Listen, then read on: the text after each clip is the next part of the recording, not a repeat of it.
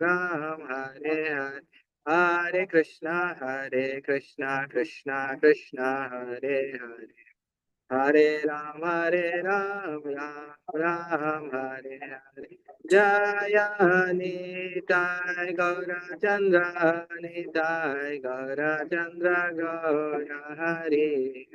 Nitai Gaura Chandra, Nitai Gaura Chandra, Gaura Hare. Jaya Prabhupada, Prabhupada.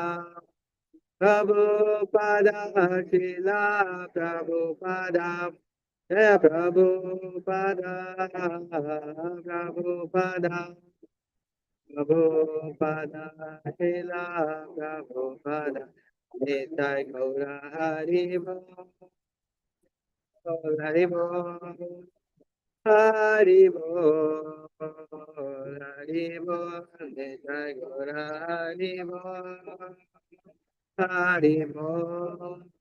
Hari Bol, Nitai Gaur, Hari Bol.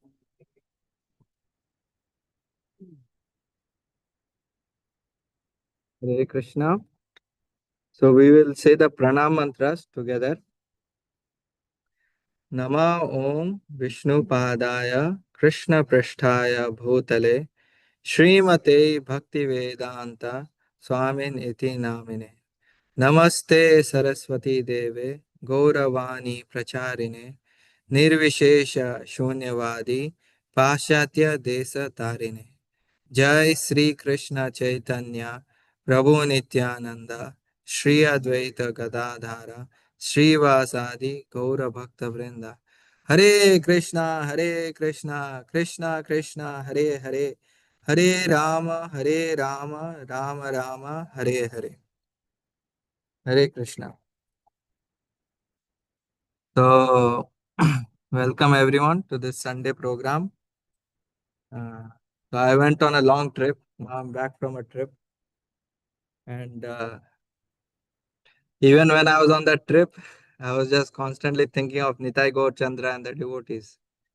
So I'm quite happy to be back in the home of Nitai Gaur Chandra. And also I remember the class I gave just before going to the trip, that was also online. So it is kind of coincidental that even today's class, after coming back from trip, it's also online. So we had to cancel the program because of the snow. But yeah, like that we can do.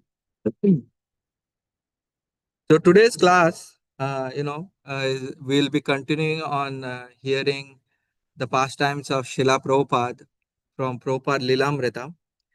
So what I can do before we get started.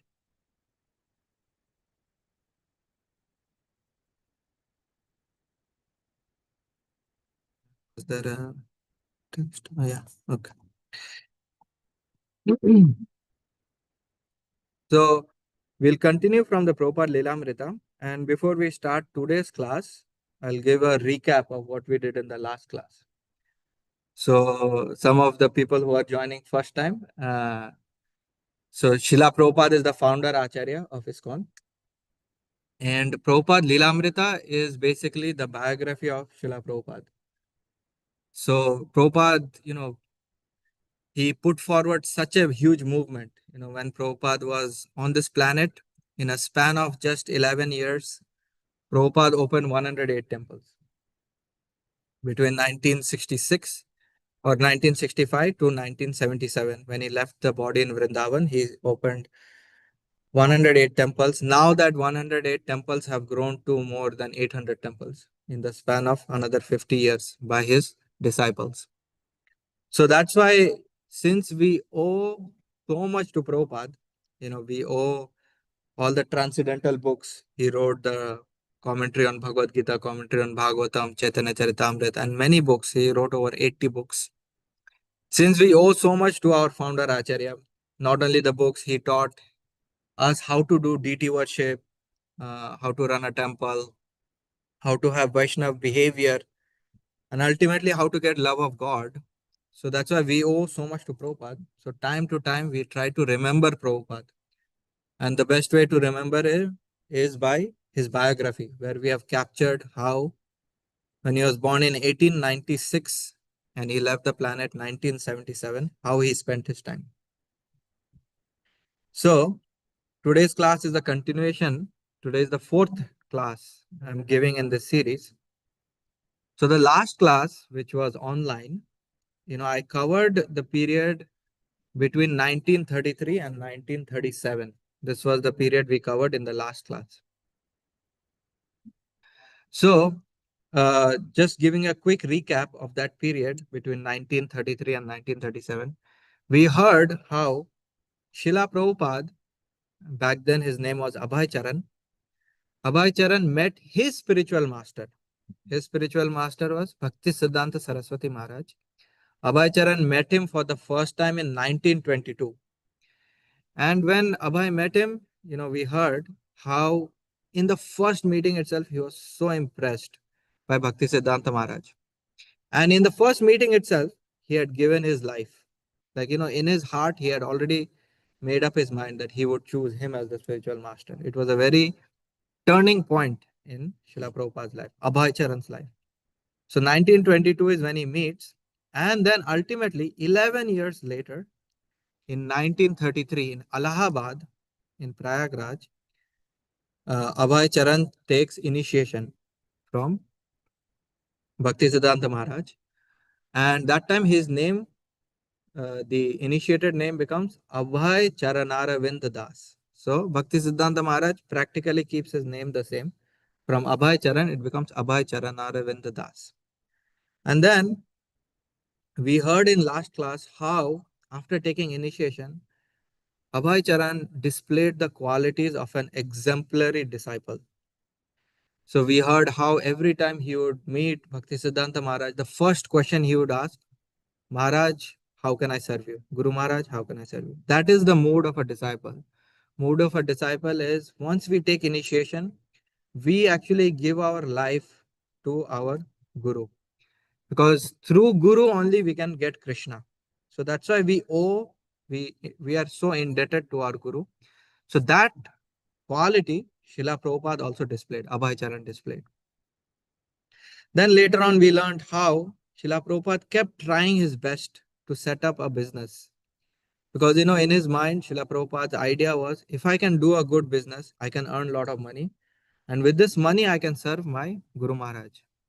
Again, the thought was not that, oh, I earned so much money, I can have a nice house, I can have a nice car. That was not the thought. The thought was, if I can get money, I can help in building temples for my spiritual master. So we heard how first he tried to do something in Allahabad. He tried to open a pharmacy because that was his line of work. He was very familiar.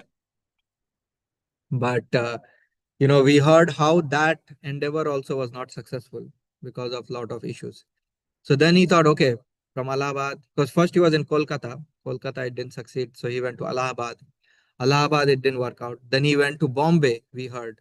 And then he worked with Smith Institute, how there also the business didn't succeed. And one by one, he had a string of business failures. And we heard how he had gone to Bhakti Rakshak Sridhar Maharaj, who was a very senior god brother of his. And then he asked him that, is this loss of business one by one, a mercy of Krishna? And Bhakti Rakshak Sridhar Maharaj told him how to the devotees where Krishna is especially merciful, very, very rare cases, Krishna takes away all their wealth to teach them a higher lesson. But anyways, Srila Prabhupada kept trying. Then Srila Prabhupada, we heard how he helped the disciples of Bhaktisiddhanta Saraswati Maharaj, his Guru Maharaj, open up a center in Bombay, get the land, do fundraising.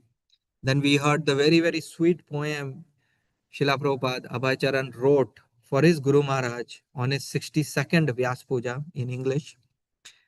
It was a very, very sweet poem. Then after that, we also heard how Srila Prabhupada time and again would write letters to his Guru Maharaj and mention how he felt so sorry that he couldn't serve his Guru Maharaj in a larger capacity. because Bhaktisiddhanta Maharaj had lot of sannyasi and brahmachari disciples who had given up their life full time in the service, in preaching, in fundraising, in distributing literatures. And Srila Prabhupada always felt this emptiness in his heart that he couldn't serve. And we also heard how Bhaktisiddhanta Maharaj said that, it is fine, because when the time will come, he will preach to the English speaking audience. We have to remember this, back in 1930s, India is still not independent. India still has the British Raj, and globalization or internet is still not there. WhatsApp, all these things are not there. So, but even at that point, Bhaktisiddhanta Maharaj really told him that, it is your duty. The instruction was, go speak to the English speaking audience, go preach to the English speaking audience. Then finally, the place where we ended the last class was in 1937, when Bhaktisiddhanta Maharaj finally leaves his body, leaves the earthly planet. And we heard just before leaving the body, there was a meeting. There was a one-on-one meeting, alone meeting with Srila Prabhupada and Bhaktisiddhanta Maharaj. And during that time, in that personal meeting, Bhaktisiddhanta Maharaj told Srila Prabhupada two very important things. First point, he said that even while Maharaj is present, his Guru Maharaj is present, he noticed that his disciples were fighting against each other. So he said, in one Bengali word, he said, Agun Jolbe, meaning there will be fire. So he warned that after I leave this planet, my disciples, there will be a big fight and the movement will break apart. And he also said the second instruction, that was the first thing he said, like, he foresees that his disciples will not be able to continue the movement that Bhaktisiddhanta Maharaj had set up. Bhaktisiddhanta Maharaj, during his life, had set up 64 Gaudiya Mathas, 64 temples across India. So, that was a full-fledged movement. There was a lot of printing of books, printing of magazines, and a lot of preaching. But Bhaktisiddhanta Maharaj foresaw that this will not continue after he leaves. And the second point he said to Srila Prabhupada is, whenever you get money, print books. This was the next most important instruction. And this we see how Srila Prabhupada took this instruction to heart. And later in his life, he set up BBT, Bhaktivedanta Book Trust. He printed so many books. So like that we saw. So now with that recap, we'll start today's class. We'll continue from 1st Jan 1937. So 1st Jan 1937 is when Bhaktisiddhanta Saraswati Maharaj finally leaves the planet.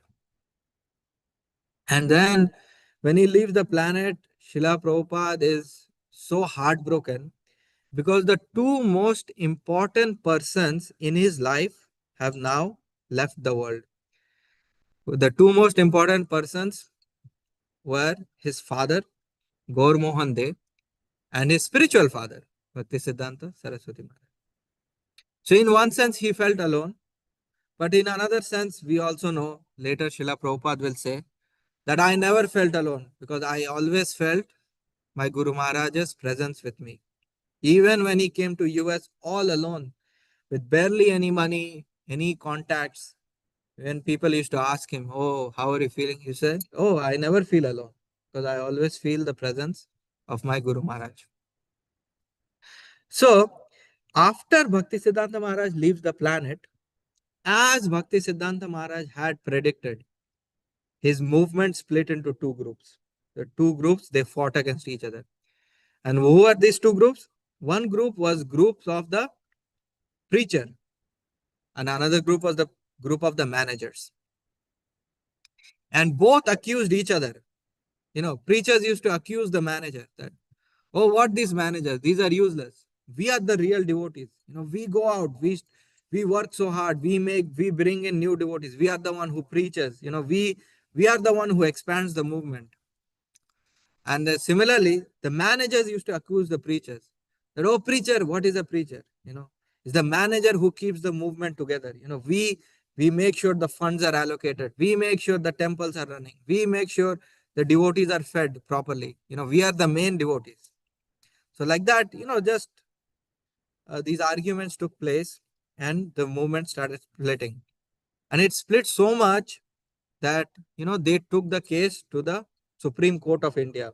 I mean, at that stage, there was no Supreme Court, but whatever court was there, because India was still not independent. This was 1937. India was not in, but they took it to the courts.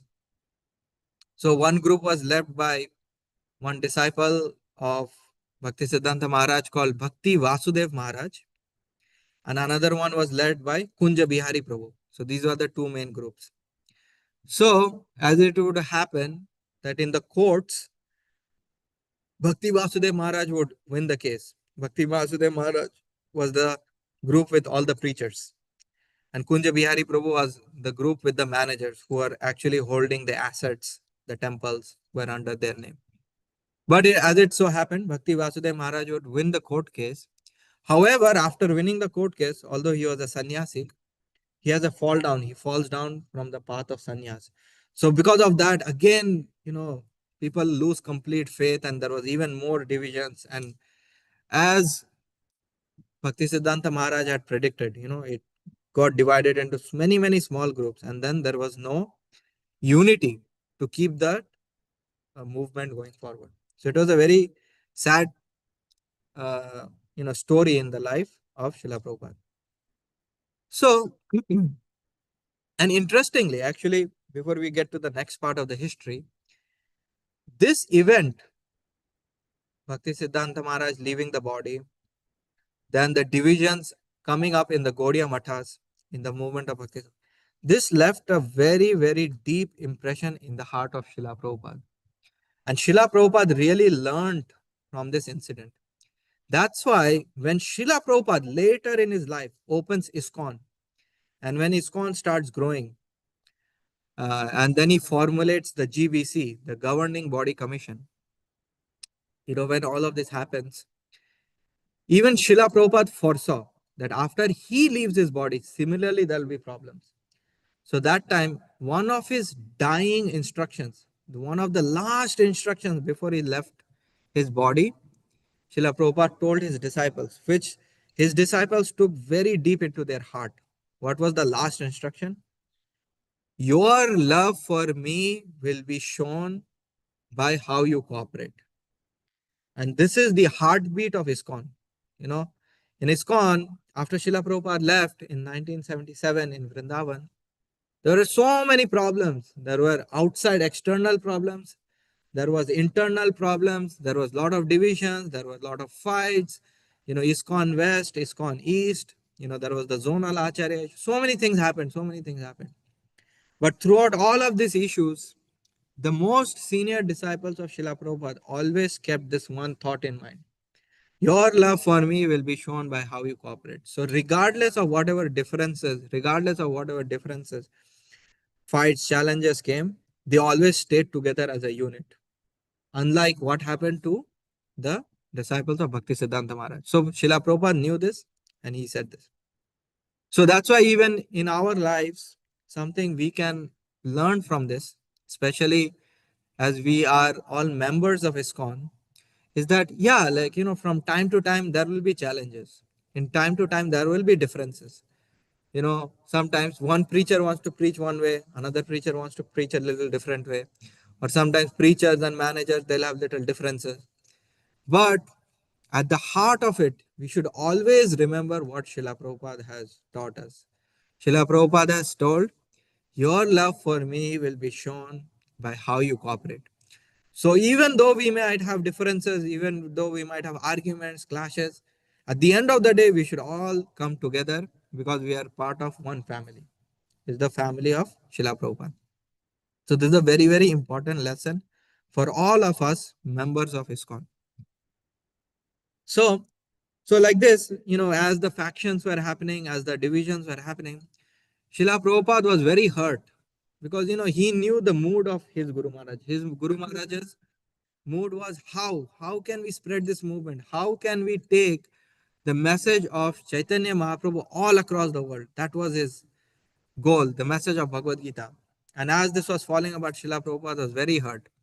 So Srila Prabhupada used to go to one of the senior disciples of Bhaktisiddhanta Maharaj, Bhakti Rakshak Sridhar Maharaj. Because Abhay Charan, Srila Prabhupada, that time Abhay Charan, used to see him as a Shiksha Guru, has to see him as a senior. So, although the Diksha Guru, the initiating spiritual master, has passed away, you know, okay, you need a senior person to take instruction. So, he used to see Bhakti Rakshak Sridhar Maharaj in that light. And he used to tell Maharaj that, Maharaj, you are very learned. You are a very big scholar of the Vedas and you know the mood of Bhaktisiddhanta Maharaj. Why don't you come forward, try to put the movement together? Why don't you preach vigorously? Why don't we team up and we spread? But Bhakti Rakshak Sridhar Maharaj, although he was very scholarly, he was a shy person. So, he was not so forthcoming. He was not so much going out and preaching. So, but Srila Prabhupada would still keep pushing, like, we can organize, we can set up something, we can try to get some funds, we can. But it was, Maharaj, out of his humility and out of his shyness, was not so forthcoming. So, during this time, in the spirit of preaching, because, Srila Prabhupada, Abhay in his heart, the fire of preaching was burning. Because Bhakti Siddhanta Maharaj had given him instruction that, you have to preach, especially to the English speaking world. You have to preach. So the fire of preaching was burning in Srila Prabhupada's heart. So in that spirit, Srila Prabhupada at that time in Bengali, he wrote Gitar Sar. Gitar Sar, if you translate in English, essence of Bhagavad Gita. He wrote this Gitar Sar. So that means he wrote the whole Bhagavad Gita in a condensed form, the essence.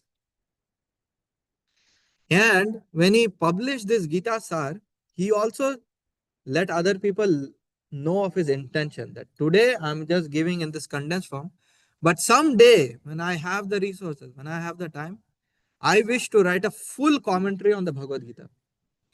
So fortunately for us, he was successful in doing that.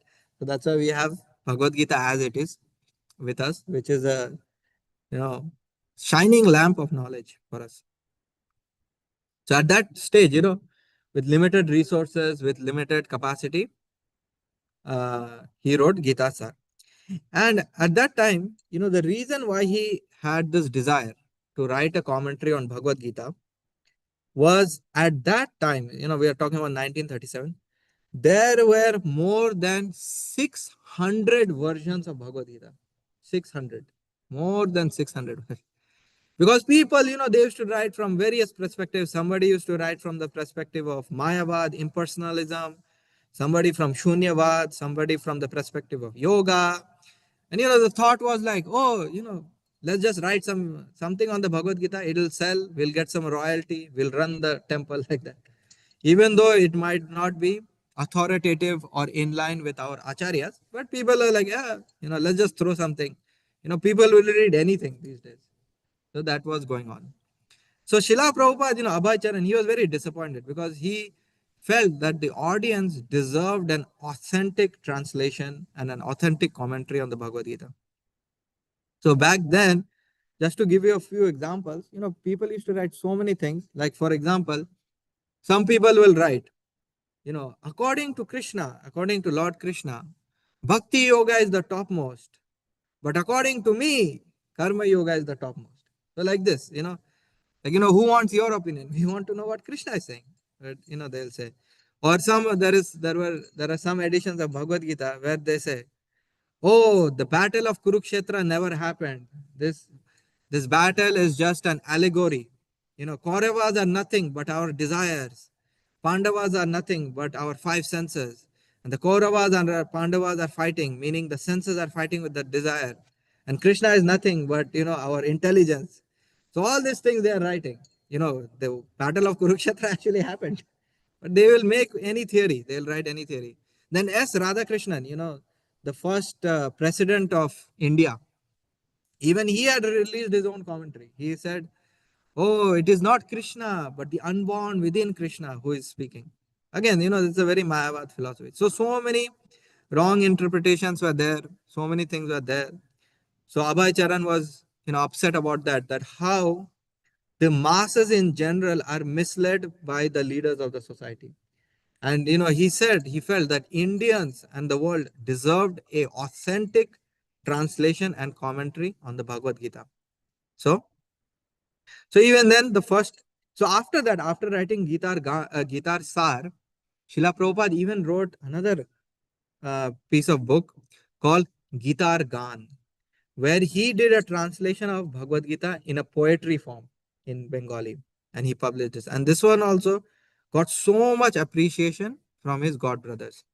Like we heard in the last class, uh, Srila Prabhupada was so scholarly, and his poetic nature was so amazing that his god brothers, who are also in their own right very very scholarly, had given him the title Kavi. Kavi means poet. So looking at this, at that time, looking at Gitar Sar, then later Srila Prabhupada writes, Abhay Charan writes Gitar Gan. His god brothers were so, spellbound, were so amazed that Bhakti Saranga Maharaj, one disciple of Bhakti Siddhanta Maharaj, said that we should give the title of Bhakti Siddhanta to Abhay Charan. Because, he knows the Siddhanta, he knows the philosophy of Bhakti so nicely that we should give him the title. So that time, Bhakti Rakshak Sridhar Maharaj, another very senior god brother, and the Shiksha Guru of Srila Prabhupada, he said like, oh, because our own Guru Maharaj is called Bhakti Siddhanta Maharaj, so we should not give the same title to him, because then it will be a matter of etiquette. It's not good etiquette. So instead, let's give him the title Bhakti Vedanta, because the culmination of Bhakti Vedanta, of the Vedanta Sutra, is Bhakti. The conclusion of all the Vedas is to come to Bhakti. So because he knows this aspect of Bhakti so well, so we'll give him this title of Bhakti Vedanta. So that time, his name changed to Abhay Charanaravind Bhakti Vedanta Das. So that's how his name started happening. Abhay Charanaravind Bhakti Vedanta Das. So, so like that, Srila Prabhupada continued to keep writing. So, at this stage, Srila Prabhupada, what he did, he started his own magazine. And this magazine was called Back to Godhead. Even now we are reading Back to Godhead magazine. Even now, the tradition is continued. Even now, ISKCON keeps publishing Back to Godhead magazine. So in these Back to Godhead magazines, one of the things that Srila Prabhupada, this was a very unique quality of Srila Prabhupada, and this is a quality that we can also learn, was whenever he used to preach, he used to contemporize the current issues. Like, what are the current problems in society? He used to take that and write articles on it. Because, when we, as a preacher, when we try to preach, suppose the common public is suffering from problems of poverty and suffering from problems of emotional distress. And to them, if we immediately try to preach the high philosophy of Radha Krishna, high philosophy of the spiritual world, people will not be able to connect. They lose the connection. Just like if a person is about to die from hunger, and I go to him and I start quoting Bhagavad Gita, he's not going to listen. He'll be like, I am so hungry. I need some food. So, preacher has to be very intelligent. The preacher of the Bhagavad Gita should be very intelligent. I went to one leadership meeting a few years ago, and that time they were saying, preacher should keep three things in mind. It's called the NIC principle, N-I-C. What is NIC? The needs, the interests, and the concerns. So preacher should look at the audience and should know what is their need, what is their interest, what is their concern, and the preacher should try to address that. Not that, oh, I should just directly get into Srimad Bhagavatam, talk about Radha Krishna Leela. That is not the right way to preach. The preacher should have NIC, needs, interest, and concern. So Srila Prabhupada really captured that. Again, all of the things that today ISKCON is doing, how do we know? We learned all of this from Srila Prabhupada. So Srila Prabhupada what he used to do, he used to contemporize the current issues. So, for example, when he used to try to preach, he used to try to give out these magazines. He personally used to distribute this magazine. He used to go out in the street and give these magazines. People used to say like, "Oh, we have no time." This is a classic problem. Even now, it's even more. In the age of internet, in the age of AI, we almost have no time. So, Srila Prabhupada, what he did in the next magazine issue, he published an article, "No Time, the Disease of the Modern Man." So this is how Srila Prabhupada used to preach. Then, during 1939, this was at the brink of World War II. World War II had just started. And as we know, because India was a colony of the Britishers, so India, being a colony of the Britishers, automatically became an enemy of Germany and Japan. So that time, actually, Japan was bombing Kolkata. So what was happening was, because this war was going and India was a colony of Britishers, the Britishers would forcibly enlist Indian people to fight against the Japanese and the Germans. And one of the ways how they used to enlist is, they used to say, the Indians, that only the families who will send their sons for war, they'll get rationed food. And those who will not send, they won't get food. So, this way they were forcing Indians to join the war. Although this was not a war of the Indians. This was a war of the Britishers. This was the war in Europe. But this is how they used to force. So Srila Prabhupada would take this point and would write articles like how Krishna consciousness can solve the wars of this world. Again, he used to see the contemporary problems and he used to try to answer. More examples we see later on in his life, how Srila Prabhupada, he writes one book, Easy Journey to Other Planets. When did Srila Prabhupada write this book? This book he wrote at the height of Cold War. So later on, after the Second World War finishes, and then, Europe needs a lot of support from the US grows strong.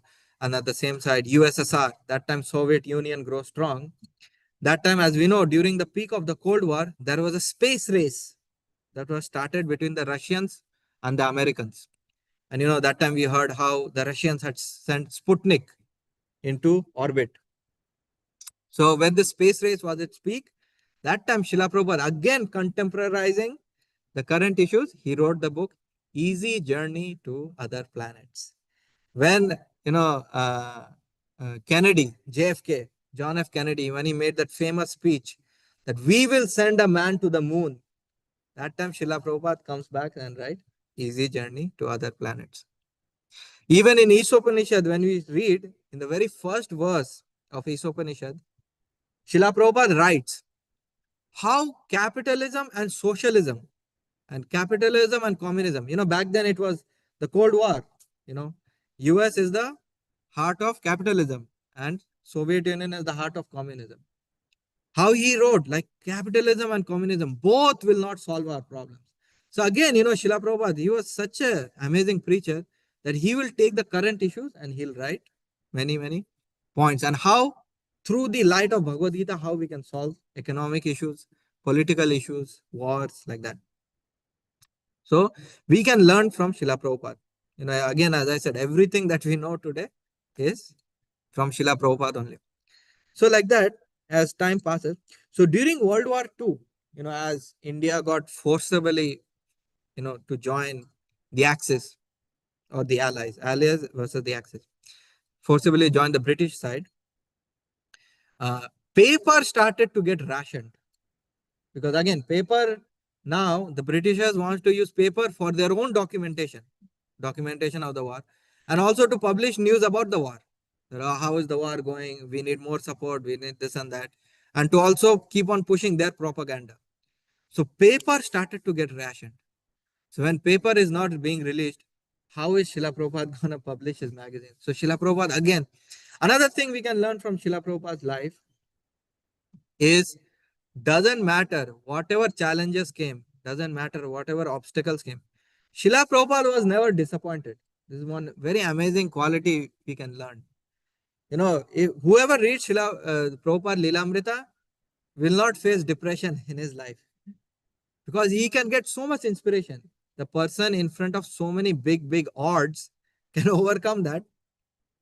So here, when paper started to get rationed, Srila Prabhupada constantly kept writing letters to the government, to the British Raj, because that time India was still colonized by the Britishers.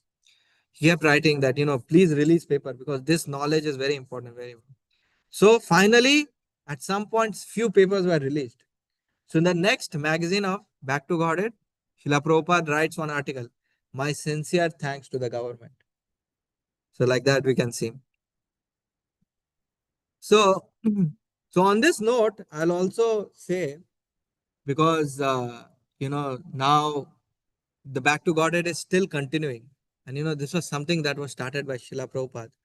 So one of the requests to all of the congregation members of our temple, our temple receives copies of the Back to Godhead. So please take one copy of Back to Godhead, because this magazine was started by Srila Prabhupada back in the 1930s. So please take, because his disciples are still continuing this tradition. And we request you read the magazine. That is the most important. Take the magazine, read the magazine. Once you finish reading the magazine, I request the congregation members that you gift it to a friend of yours who does not come to ISKCON, so that they can know this message. So this is one request to all congregation members, because now that we know the history of Back to Godhead, how difficult it was, not having paper, not having the money, because again, Srila Prabhupada was limited on funds.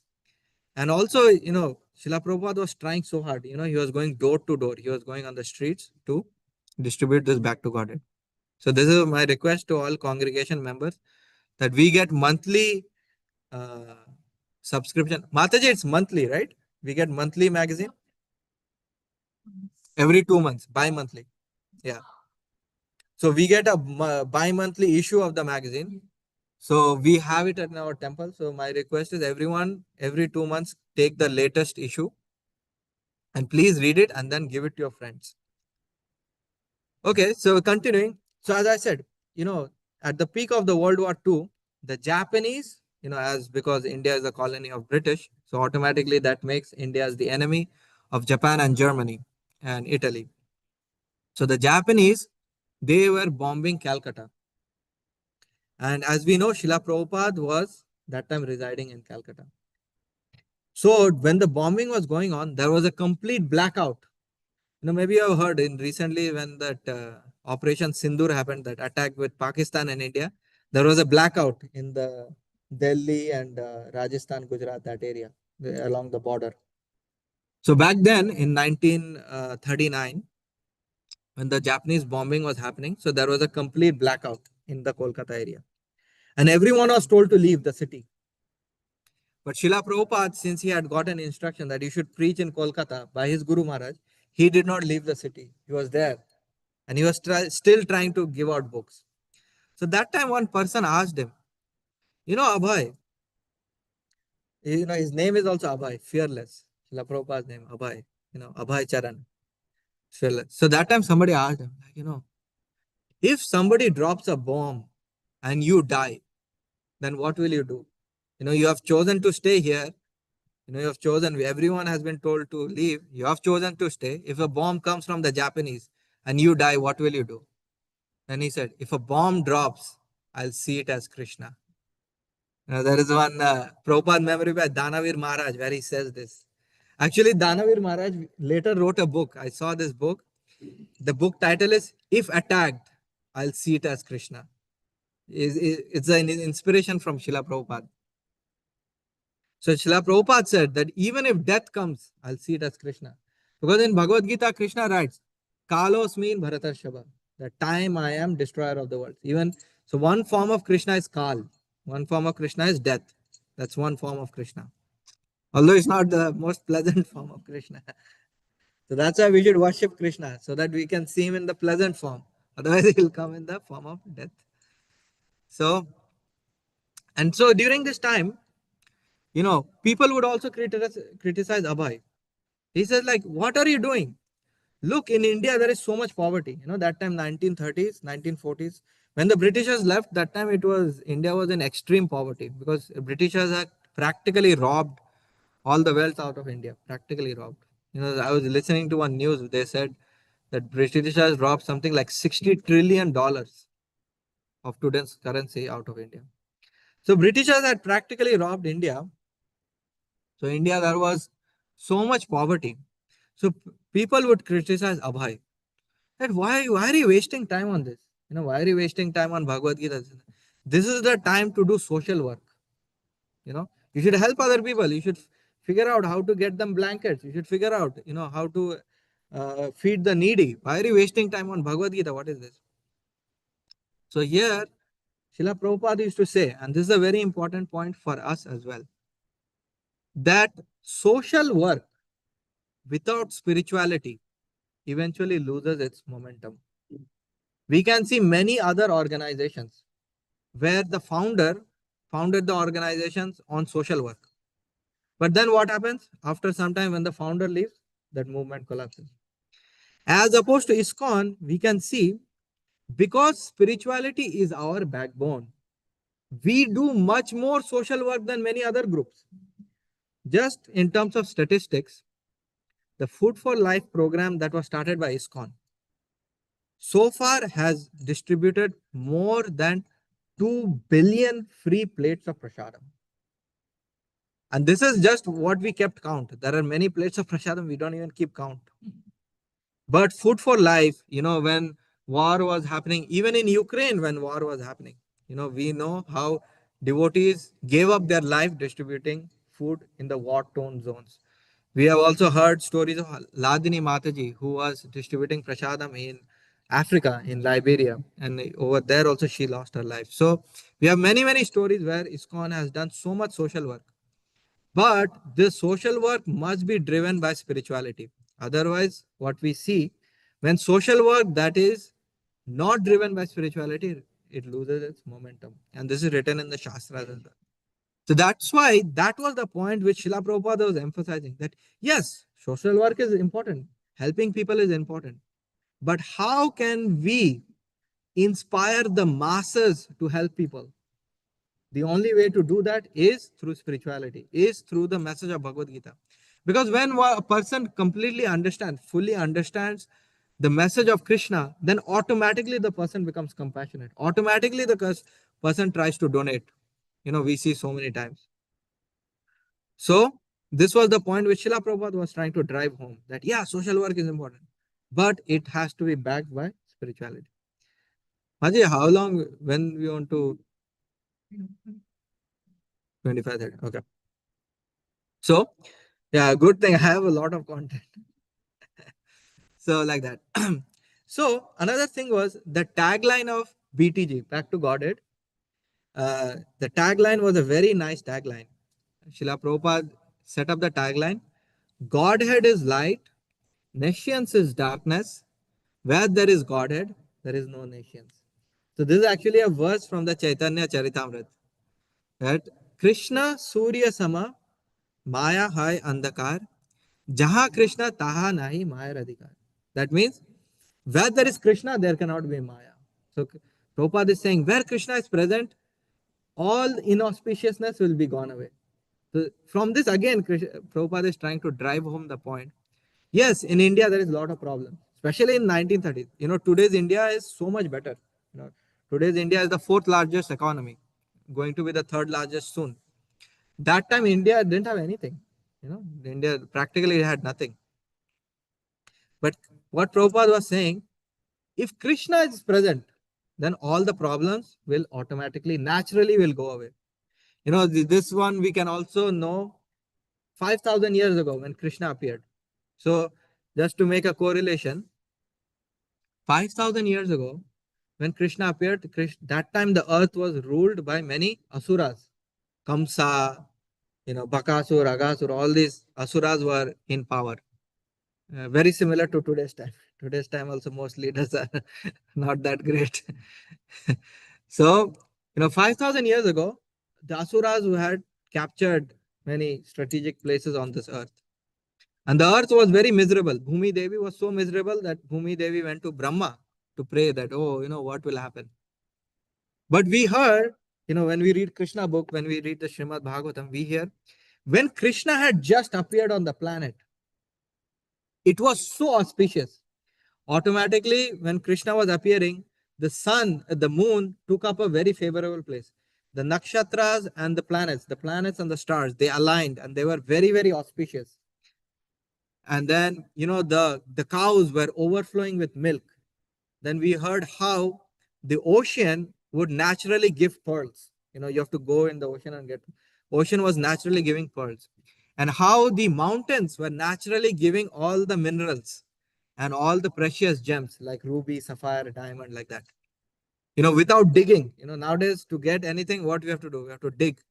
But when Bhumi Devi is happy, Bhumi Devi naturally gives all the nice things of nature. So, so we see when Krishna is present, automatically all auspiciousness is present. Even similarly, in the Janmashtami class that I gave, I said, when Krishna arises in our heart also, automatically all the 26 good qualities that are there in divine people automatically manifest within us. Because Krishna is he brings auspiciousness. So that's why here same, that's why Srila Prabhupada in the Back to Godhead, he wrote the tagline, where there is Godhead, there is no nations. Jaha Krishna na taha nahi maya adhikar. So like that, he created the Back to Godhead magazine. He was preaching, he was going like that. So as he was doing the Back to Godhead, he also put out an ad. So as he was writing Back to Godhead, he also had started his work on the Bhagavad Gita. Like he had previously said that, one day I will print the whole Bhagavad Gita, a commentary on all the 700 verses of the Bhagavad Gita. So he had just started the introduction of the Bhagavad Gita, but he was so enthusiastic. Srila Prabhupada, again, he teaches so many things. He teaches us how not to be disappointed, how to be very enthusiastic. Although he had just started the Bhagavad Gita, he put an ad in Back to Godhead.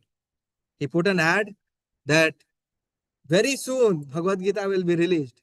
And he already said it will be 200 pages long and it will be released in 3 parts and it will be printed by Morocco Printing. And he also put the price. It will cost only 18 rupees. So he just started, but even as he was starting, he was so enthusiastic, he put an ad that this will come. So again, it teaches us how to be enthusiastic. Even in our life, sometimes we face challenges. Sometimes we face career challenges.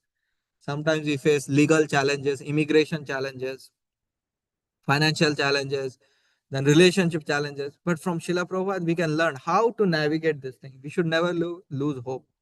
Because, in India and even in US, now we are seeing rising cases of suicide. So many people, they lose hope. In India, especially we see like, if you fail an exam, 12th exam or something, or you fail the IIT exam or something, immediately the person takes his life. He loses hope.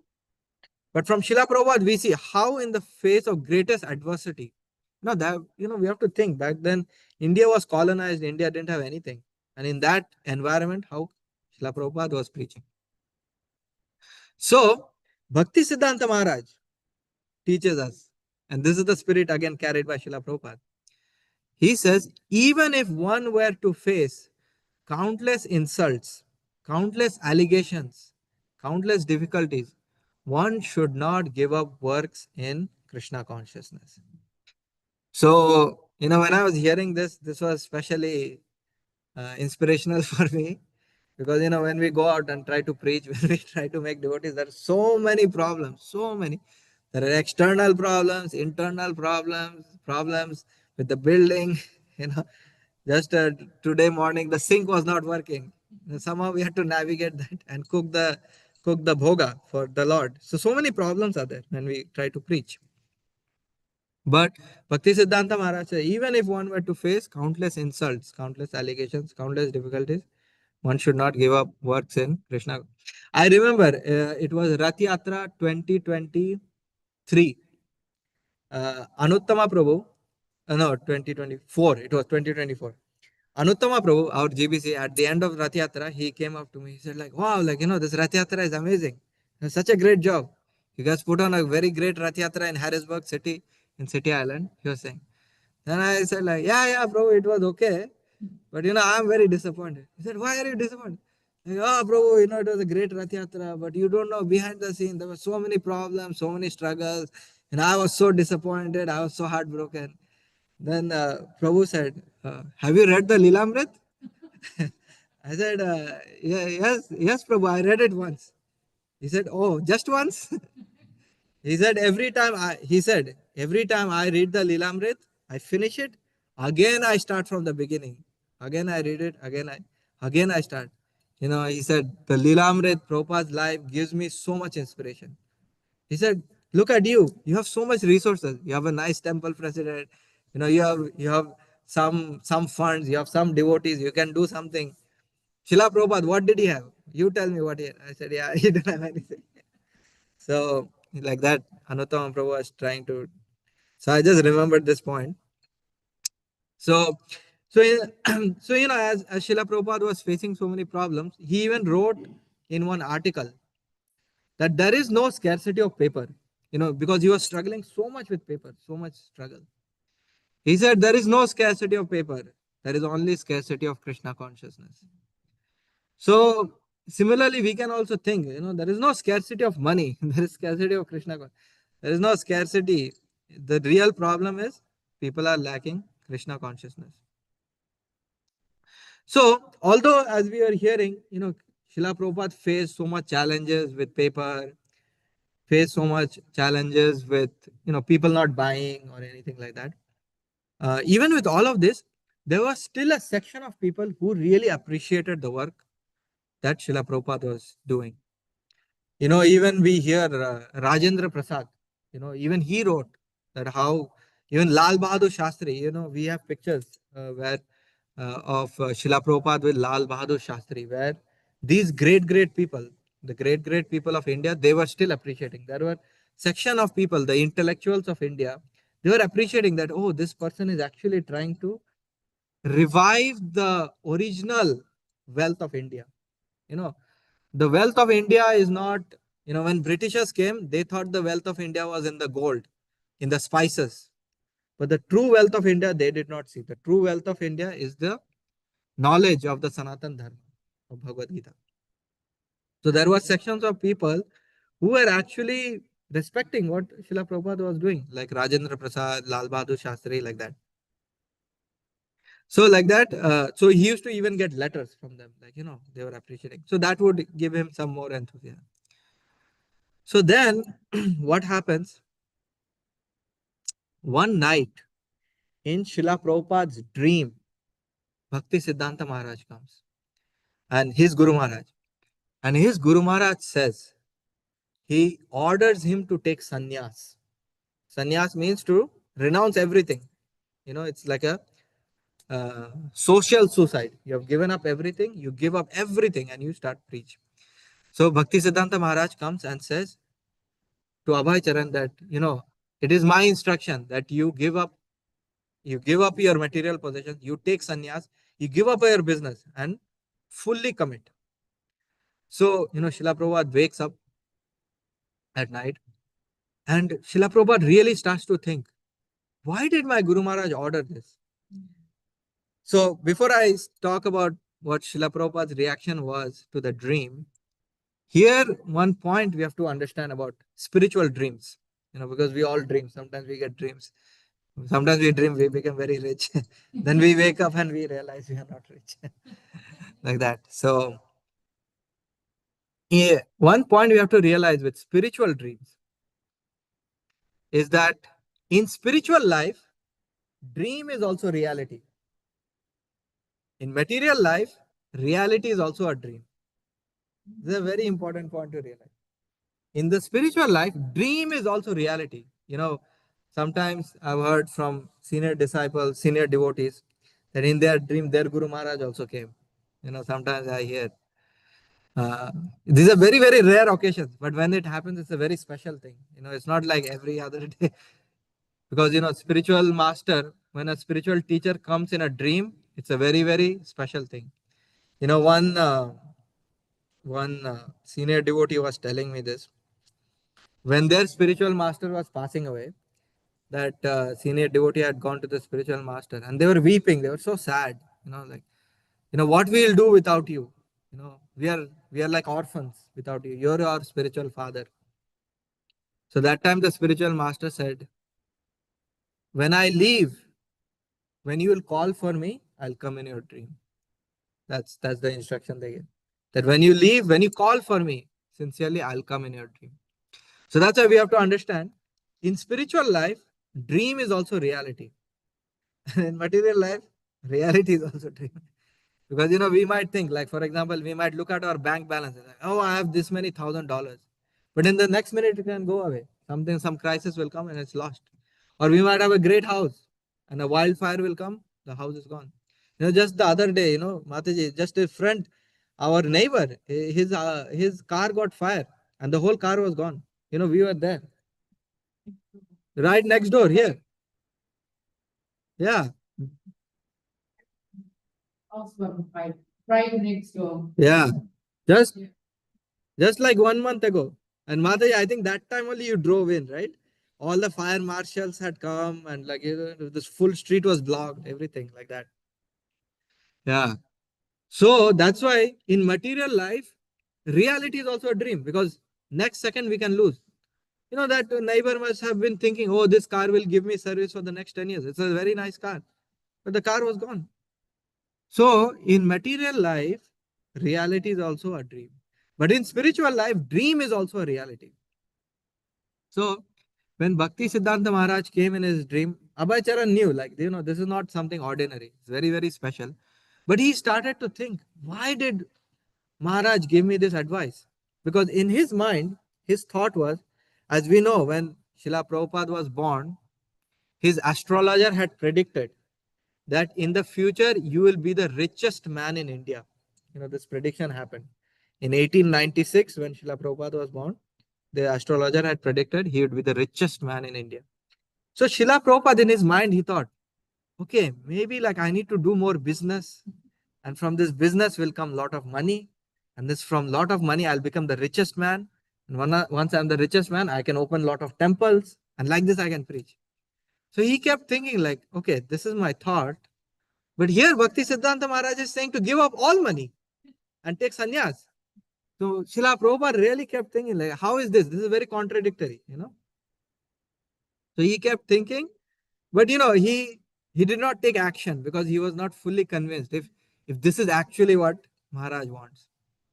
So because he was not convinced, what he did was from Bombay, where his business failed, he moved to Lucknow. And then in Lucknow, he said, okay, I'm going to try one more time. So Bombay business failed. Then he had moved into Kolkata where he was preaching, then the bombing happened, all that. Then he said like, okay, Bombay failed, Allahabad failed. Now I'll try in Lucknow. So in Lucknow, he again started to open a business. So very, very interesting story happened when he moved to Lucknow because he had so little funds, because he had to donate it and, so many things happened, so many legal cases, this, that, he lost money. So he had so little funds. He found a property where the owner was practically ready to give that property for free. And why was the owner ready to give it for free? Because it was a haunted house. So they said, you can have this, you can open your pharmacy here. Then Srila Prabhupada, his name is Abhay Charan. He's fearless. Abhay means fearless. He said, yeah, haunted house, who cares? Krishna is with me. He said, okay, you want to give the building for free? I'll take it for free. So he takes the building for free and he starts employing 2-3 people, to start making the medicines, set up his laboratory and set up like that. So one night, while Srila Prabhupada was doing some work, those workers come running. He's like, we'll not work here, we'll not work here. Srila Prabhupada says, what happened? Like, oh, there is a ghost. We can hear noises throughout the whole building. And Srila Prabhupada said, okay, you guys go take rest. So he goes around the whole building. He goes to every room and he chants, Hare Krishna, Krishna Krishna, Hare Hare, Hare Rama, Rama Rama, Hare Hare. So he does that one night Then the whole house is cleared. No, no more noises. The ghost ran away. So here we can see the power of the holy name.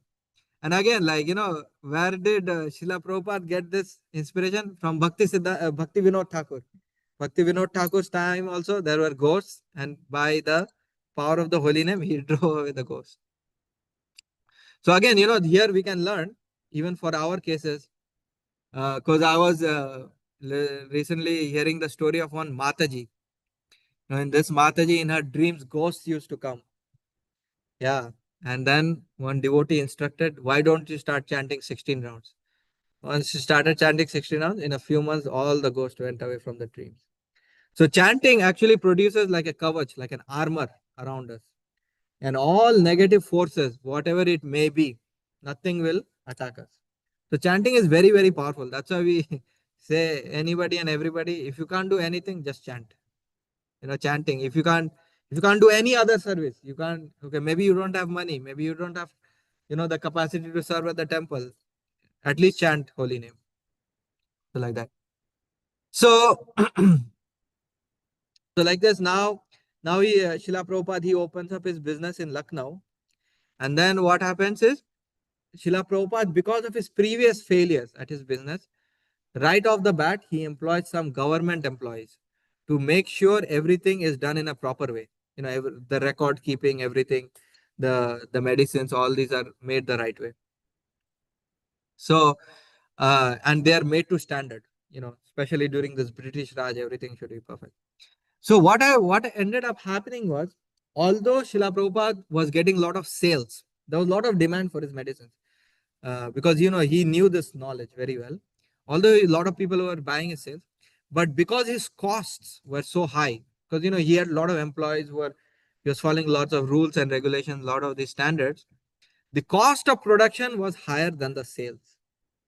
So again, what happened is, even this project in Lucknow, slowly he lost it, because he was not able to make profit.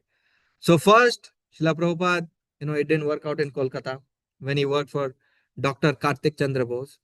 Then later he opened up in Prayagraj, Allahabad, Prayag Pharmacy. That also didn't work out. Then he moved to Bombay. He opened Smith Institute. He worked with Smith Institute. It didn't work out. Then he moved to Lucknow. He tried again. So this is the fourth time Srila Prabhupada is trying. And again, it didn't work out. So maybe, Bhakti Siddhanta Maharaj's word is coming true, that maybe he should take sannyas. So then here we go into a phase of Indian history, which was a very painful phase, which was during independence. As many of you know, during independence, there were two factions. So one faction was led by Gandhi, Mahatma Gandhi. And this faction of Mahatma Gandhi said that, oh, there must be unity between Hindus and Muslims. And, when India would be independent from British Raj, it should be independent as a single country. So that means, Bangladesh, Pakistan, India should be independent this was the dream of Mahatma Gandhi. He wanted Hindu-Muslim unity. But on the other side, as many of us know, there was another opposing party called Jinnah. Jinnah wanted separation. That, oh, Hindus and Muslims cannot be in one country. He wanted the two-state solution. And Jawaharlal Nehru, although externally would show to support Mahatma Gandhi, because Mahatma Gandhi was very popular, but internally, he liked the idea of Jinnah. He said like, oh, Jinnah, you can also be prime minister. I can also be prime minister. Why can't we make two prime ministers? Two is better than one. You also enjoy your power. I also enjoy the power. So although externally he would side with Gandhi, internally he would revolt again against Gandhi. And there is this whole history of how Sardar Vallabhbhai Patel was supposed to be the first prime minister, but then Jawaharlal Nehru got all of these things. So because of this, there was a lot of Hindu-Muslim riots also during that period. A lot of Hindus and Muslims were killed. So when Mahatma Gandhi was seeing all of this, the riots happening, then even within his internal group, the Congress, Jawaharlal Nehru was seemingly not supporting his idea. Muhammad Ali Jinnah wanting separate groups.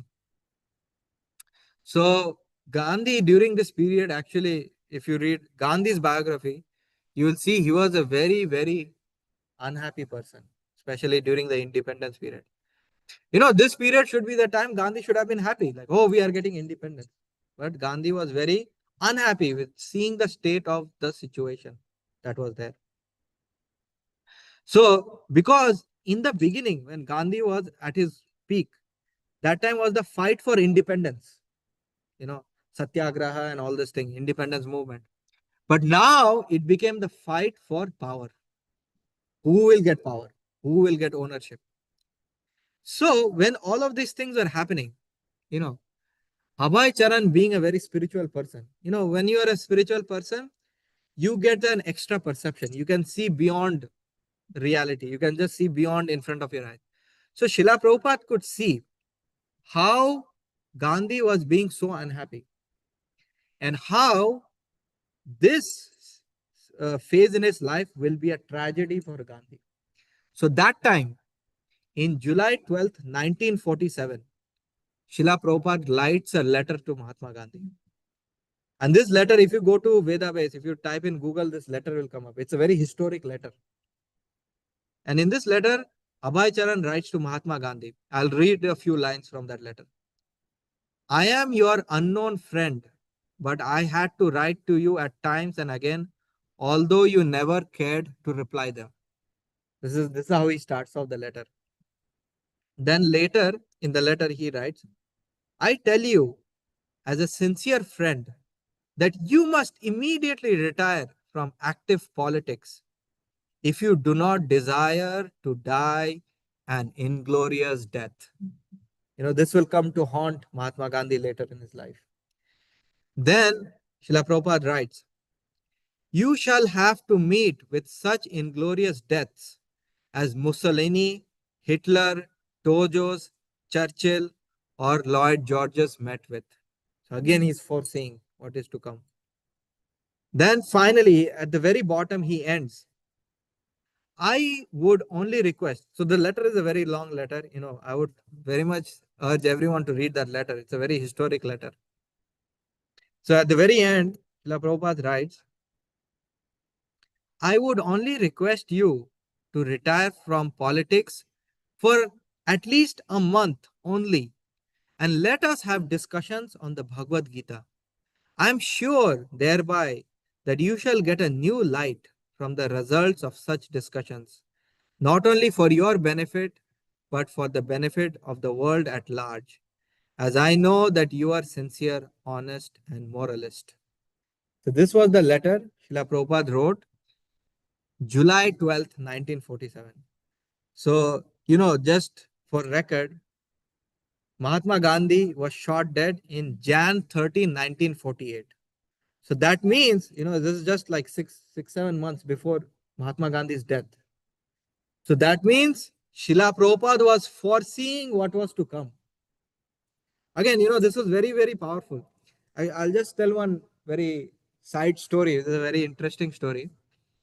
When Srila Prabhupada was alive, few years before he passed away, he had a meeting with Atal Bihari Vajpayee. So Atal Bihari Vajpayee, this was in 1970s, sometime 1975, 76. He had a meeting with Atal Bihari Vajpayee. And that time, as you know, BJP was not, BJP was not so much well known. It was a very small group. And that time, very, very few people knew about Atal Bihari Vajpayee. Not many people knew. In that meeting, after that meeting, when Prabhupada came out, he told his disciples, this man you see, nobody knew, very few people knew about Atal Bihari. He said, this man you see, in the future, he will be one of the most powerful person in India. This is in 1970. Atal Bihari Vajpayee didn't come to power until the 1990s or 2000s. That's when Atal Bihari Vajpayee won elections, almost 20 years later. But Srila Prabhupada said, this person, keep an eye on him. He'll become the most powerful man in India. So again, this shows Srila Prabhupada, it shows a spiritual person can see the future. A spiritual person can see the future. And in this case also, Srila Prabhupada saw how Mahatma Gandhi was going to get an inglorious death. Unfortunately for Mahatma Gandhi, he never got that letter. Yeah. Very unfortunate. He never got that letter. Unfortunately. So, you know, so during this time, Mahatma Gandhi was very sad. And one of the observers during that time made this comment on Mahatma Gandhi, that Mahatma Gandhi, among politicians, he's a saint. And among saints, he's a politician. It's a very, very controversial figure, actually. So, because, he was neither fully a politician and he was neither fully a saint. And this is what Srila Prabhupada wanted. Srila Prabhupada, as we heard in the Lilamrita, Srila Prabhupada noticed the reason, earlier in the Lilamrita, when we are hearing, the independence movement was led by two factions. One faction was led by Mahatma Gandhi, which was the non-violent movement. Another faction was led by Subhash Chandra Bose, which was the violent faction. Subhash Chandra Bose was, we have to fight for our independence. Subhash Chandra Bose, as we know, he even went to the Germans and he said, any Indian that you catch during the war, you send it to my army. Because your enemy is my enemy also. Your enemy is British, my enemy is also the British. So in fact, the Germans, lot of Indian soldiers that they caught during World War II, they actually sent back to Subhash Chandra Bose. So Subhash Chandra Bose could fight. So, when there was these two parts, Subhash Chandra Bose and Mahatma Gandhi, Srila Prabhupada actually chose Mahatma Gandhi. We hear in the 1930s, he used to, 1920s, before he met his Guru Maharaj, he used to support Mahatma Gandhi because he used to see anywhere and everywhere Mahatma Gandhi used to go, he used to carry the Bhagavad Gita. So Srila Prabhupada thought that maybe when India gets independence, Mahatma Gandhi would become the prime minister and he would teach Bhagavad Gita to all. But that day never came. So that's why Mahatma Gandhi, in Bhagavad Gita, there is a verse where Krishna says, Yad yad achariti shreshtas tattat eva tarajana. Whatever a great man does, common men follow. So Krishna, Srila Prabhupada keeping that in mind, if he can make the highest person in India a devotee, maybe, you know, like it would be so great, Mohandas Karamchand Gandhi, if he became an initiated disciple of Srila Prabhupada, maybe his name Madan Mohan Prabhu or something like that, he would get initiated. That would have been so amazing, such a big change. But Mahatma Gandhi, unfortunately, actually Mahatma Gandhi missed two great opportunities in his life. Because earlier in Mahatma Gandhi's life, Bhakti Siddhanta Maharaj was also present. And he could have taken shelter of Bhakti Siddhanta Maharaj. But he missed that opportunity. And later he missed the opportunity with Srila Prabhupada, Abhay Charan. So, so then finally, as I said, Mahatma Gandhi passes away in Jan 30, 1948. And we all know how he passed away. Mahatma Gandhi was on his way to a Ram Mandir, to the temple. Every evening he used to attend Ram Bhajans. And while he was on the way to the temple, that time Godse, Nathuram Godse, he got shot dead. So, again, Srila Prabhupada was foreseeing that, if only Mahatma Gandhi would have spent some time with Srila Prabhupada, maybe the direction of India would have been very different as we know today. So, anyways, although Mahatma Gandhi could not realize the importance of Srila Prabhupada, in today's world, Narendra Modi sees the importance of Srila Prabhupada. Even they released a coin on Srila Prabhupada and, on 125th anniversary. So many times we have heard how Narendra Modi has praised our Srila Prabhupada, our dear Prabhupada. Even most recently, when Vladimir Putin, the current head of Russia, had come to India, you might have seen a picture on Twitter. It came. Srila Prabhupada gifted him not Srila Prabhupada, Narendra Modi gifted Vladimir Putin a copy of the Bhagavad Gita in Russian, and that was actually Srila Prabhupada's version, the Bhagavad Gita as it is. So it was that one. If you see, and you can see, it's in Russian, and that one is the copy of Srila Prabhupada. Okay, so today we'll stop here. So today, we heard the period between, so we started from 1937 when Bhakti Siddhanta Maharaj passes away, January 1st, 1937. And we here until uh, Jan 30, 1948, passing away of Mahatma Gandhi. So we'll stop here. So we'll pause here. So I'll open up the floor.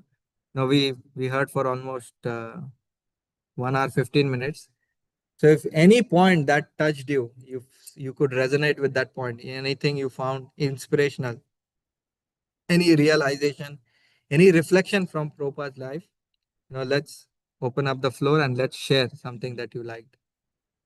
So both online and also in person, if any point that you liked, please share.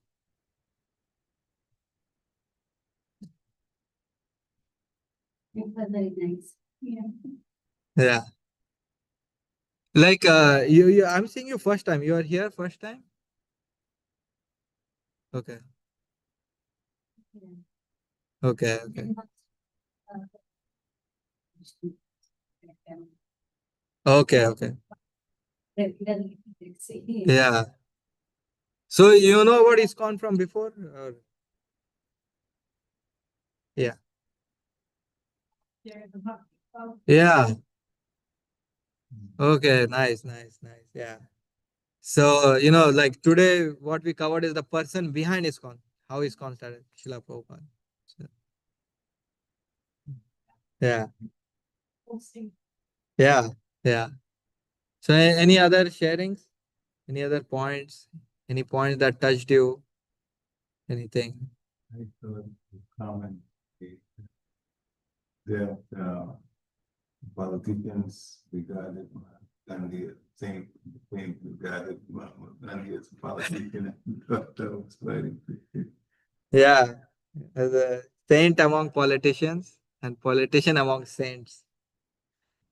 Actually, here one point was there.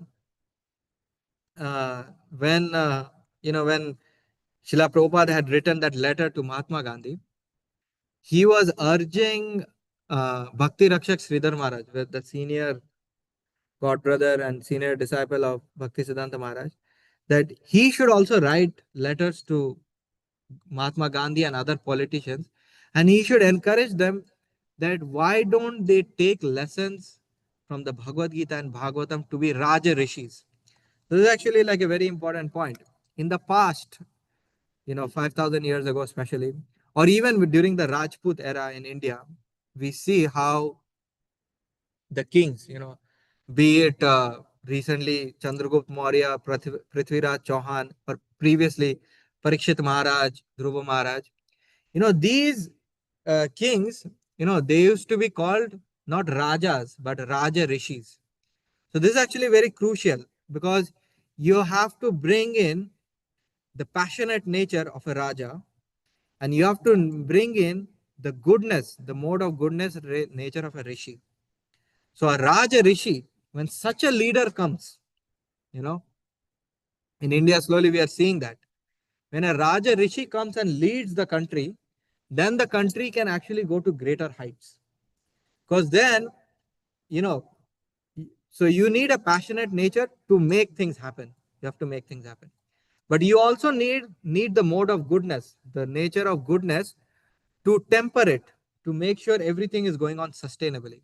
Because if only passion is present, then what will happen? Then it'll be like a rocket. We'll zoom, like we'll climb up and then we'll come down fast. But that's not how progress has to be. Progress has to be a sustained progress, which has to be done sustainably. So that's why you need Raja Rishis. You need the mode of passion and you need the mode of goodness. And yeah, both quality you need. You need passion because you have to make things happen. You have to build infrastructure. You have to build projects. You have to govern the country. You have to protect it against threats. When you're protecting it, you need the mode of passion.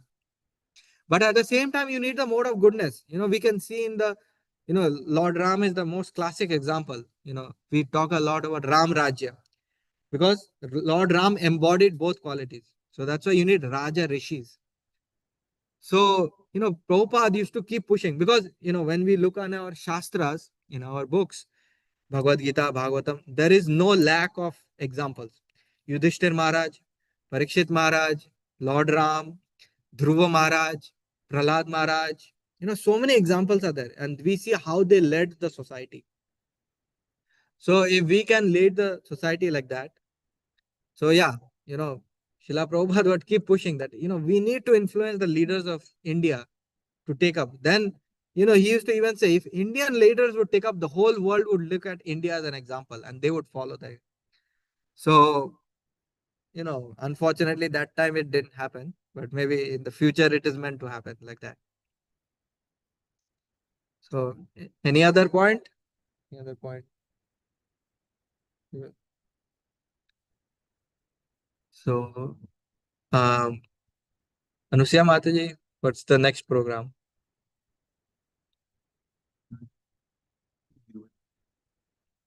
Yeah, I think the offering didn't happen. So, so do we close the Zoom or like we? Okay. Yeah. Yeah. Okay. Hare Krishna. Huh? So Hare Krishna. So we will conclude our class today here. So we'll conclude by saying Srila Prabhupada ki, ISKCON ki. Hare Bol. So we'll conclude here. Hare Krishna. Hare Krishna.